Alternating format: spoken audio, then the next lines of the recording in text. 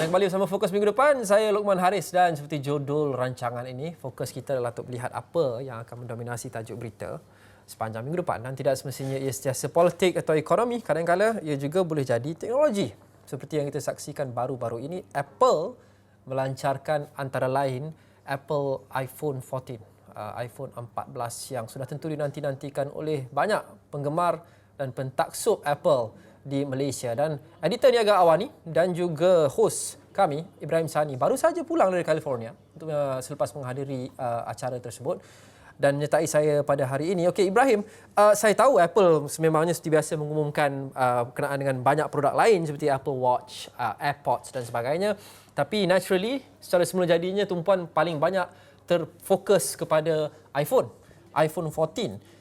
Satu perkara yang menarik kali ini, ramai orang menjangkakan seperti biasa mereka akan meningkatkan harga dan iPhone sudah tentu terkenal sebagai antara smartphone yang paling mahal. Tapi kali ini tidak. Mengapa?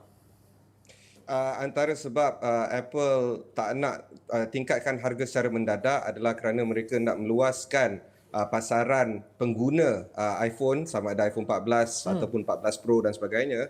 Jadi price point yang ditetapkan adalah sekadar sederhana untuk kategori iPhone. It's still expensive. Dan kita nak tengok antara 7 peranti baru yang diperkenalkan, 6 daripada 7 adalah produk kemas kini. 4 daripada 6 adalah iPhone. iPhone 14, iPhone 14 Plus, iPhone 14 Pro dan juga iPhone 14 Pro Max. 2 daripada 7 yang dikemukakan ataupun diperkenalkan again produk kemas kini, iaitu Apple Watch SE dan juga Apple Watch siri ke-8. Tetapi produk yang terbaru yang ditawarkan pada kali ini adalah Apple Watch Ultra, di mana ia ingin memasuki satu pasaran yang baru, iaitu pasaran deep diver, pasaran ekstrim, sportsman yang boleh merentasi gurun Sahara contohnya untuk menggunakan Apple Watch sedemikian. Itu peranti yang dinanti-nantikan sebenarnya. Tapi kalau kita jatuh kepada apa yang Lokman nyatakan sebelum kita pergi break tadi, tarikh yang diperkenalkan oleh Apple untuk iPhone 14 memasuki pasaran Malaysia adalah agak awal. Ini kerana Apple telah pun mengumumkan bahawa pra-tempahan untuk iPhone 14 dan juga 14 Pro boleh dibuat bermula pada hari Malaysia, iaitu 16 September.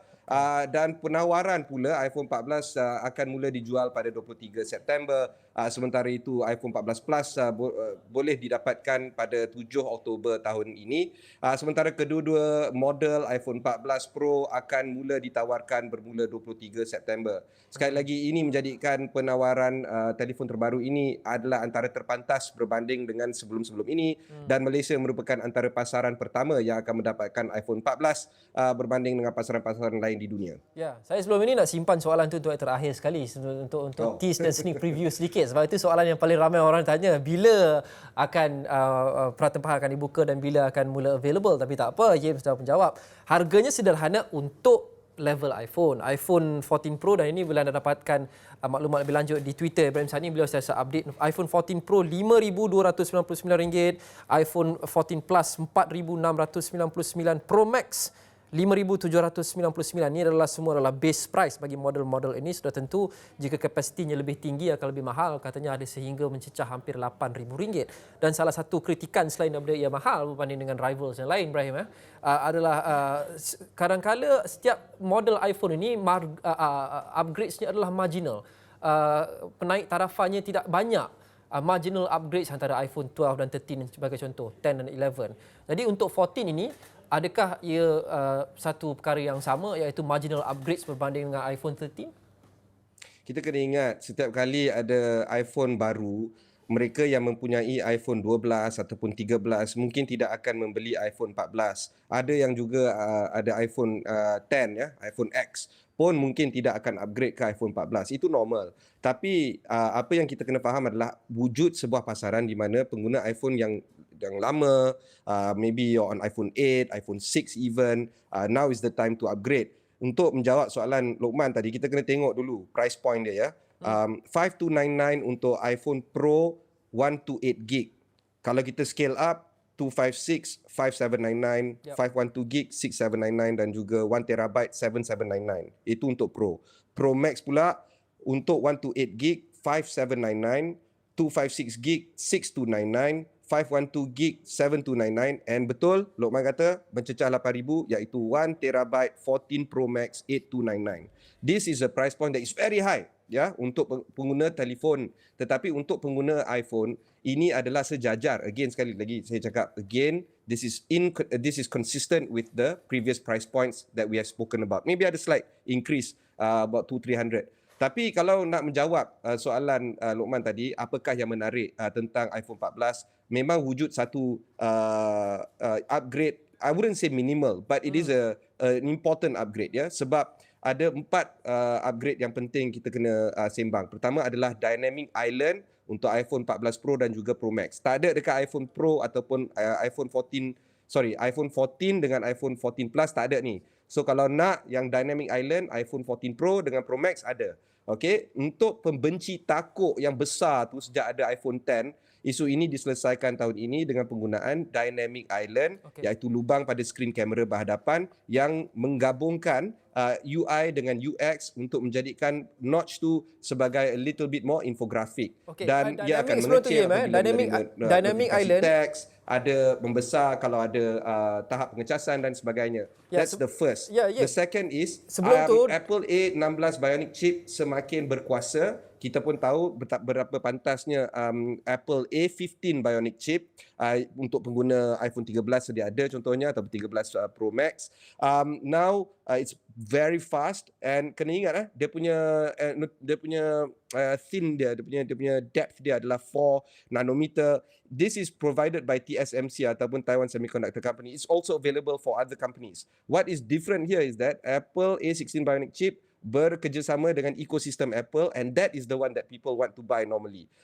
Dan perkara yang ketiga yang harus dibincangkan adalah kamera baru, sensor yang sangat besar. Untuk tahun ini dipadankan dengan sudut lensa yang lebih besar iaitu 48 megapiksel dengan teknologi quad binning, gambar yang masih diambil kekal sebesar 12 megapiksel untuk memastikan storage tak digunakan pakai secara meluas. Tetapi bila ada option untuk 48 megapiksel, pengguna iPhone terutamanya movie makers boleh menggunakan ciri ini dengan lebih meluas, 4K recording untuk 60 frames per second ataupun 30 frames per second, atau kalau you are movie maker, you want to take movies at 24 frames per second at 4K, now it's possible, and dia mungkin akan touch base with all the movie makers yang ada sekarang ni.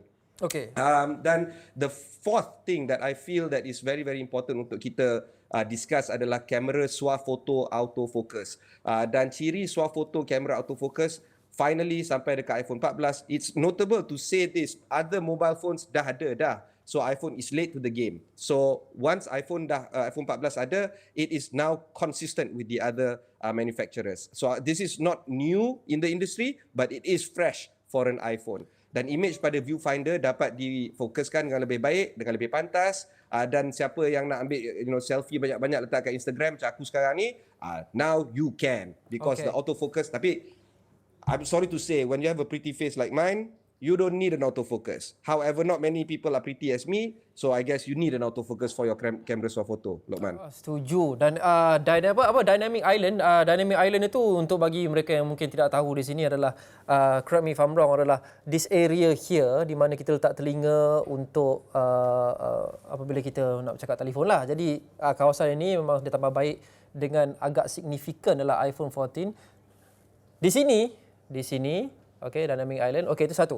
Okey, tapi selepas itu, satu lagi dilaporkan iPhone 14 juga akan menjadi iPhone yang pertama yang ada satellite capability.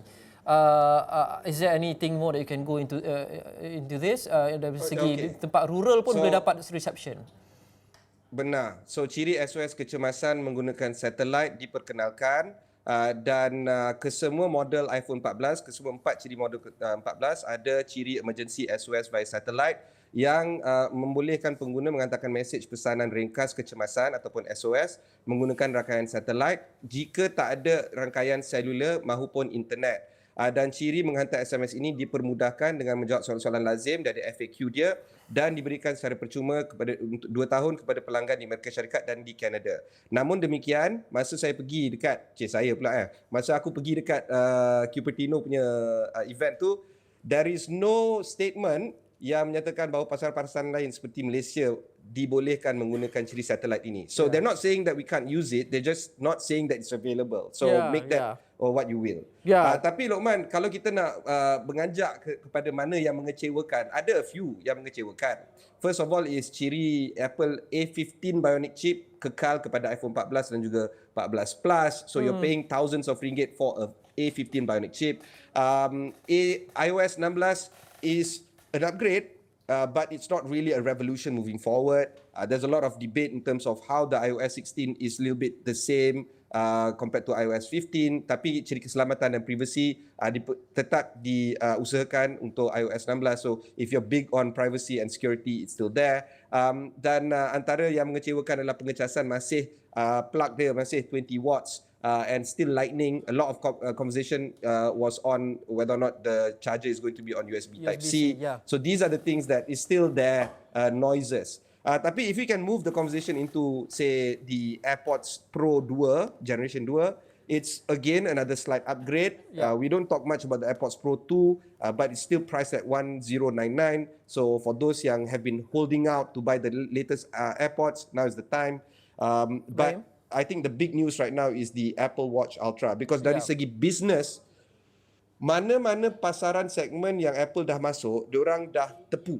They're not trying to get 100% of the market share. They're just trying to get the 20 or 30% top end of the specific market share that they're trying to target, and they have gotten it. So now where do they go in terms of growing their business further? This is where the Apple Watch Ultra conversation is entering the frame. Pricing dia not that expensive, yeah, 3799 for a dive computer, for a GPS oriented watch, for a cellular enabled watch. It is very good, and of course it's within the ecosystem, running the H2 chips, very good.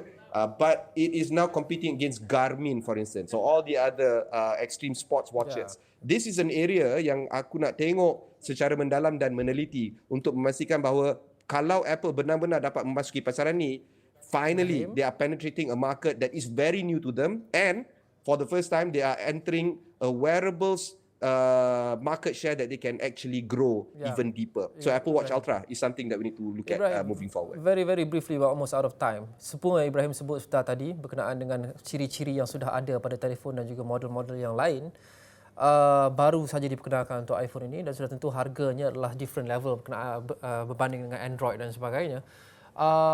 What is it about iPhone yang membuatkan orang masih lagi tergila-gila nak beli walaupun harganya kita tahu sangat tinggi dan cirinya sama jika tidak inferior berbanding dengan brand-brand yang lain yang lebih murah? Bak kata Steve Jobs, it just works. And it just works within the Apple ecosystem, and people want to work with it because it's a signal of affluence, it is a signal of maturity, and it is a signal of modernity. So it's not so much the functionality of the phones, it is just to show to the opposite sex, for instance, or to the people that you're surrounded with, that you are in on the game and you are classy. That, my friend, is called branding. That's the reason why people go for iPhones and not any other manufacturer. Yeah, and I win, although I still have an iPhone 10, but I think that's good enough. Terima kasih Ibrahim Sani, editor Niaga Awani. Itu saja untuk Fokus minggu depan. Nantikan iPhone pelancaran terkini available soon di Malaysia. Terima kasih. Kita jumpa lagi. Assalamualaikum dan salam hormat.